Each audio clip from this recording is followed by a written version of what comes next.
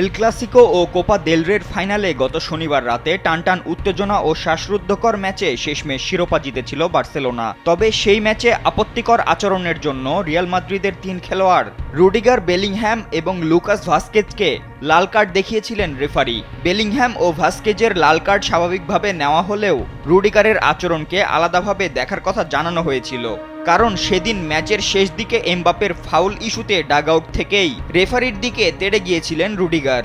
সেই সঙ্গে রেফারির দিকে ছুঁড়ে মেরেছিলেন বরফের টুকরাও। আর এই আচরণের জন্য ৬ ম্যাচের নিষেধাজ্ঞা পেয়েছেন রিয়াল মাদ্রিদের ডিফেন্ডার অ্যান্তোনিও রুডিগার।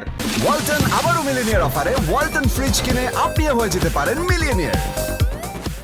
মঙ্গলবার এক বিবৃতিতে রুডিগারের শাস্তির বিষয়টি নিশ্চিত করেছে রয়্যাল স্প্যানিশ ফুটবল ফেডারেশন। যদিও তিনি ক্ষমা চেয়ে বলেছিলেন এমন আচরণের কোনো অজুহাত নেই, তবে ক্ষমা চেয়েও পার পাননি জার্মানির এই ডিফেন্ডার। ফলে চলতি মৌসুমে তিনি রিয়ালের হয়ে লা লিগায় আর মাঠে নামতে পারবেন না, এমনকি আগামী মৌসুমের প্রথম ম্যাচও মিস করবেন তিনি।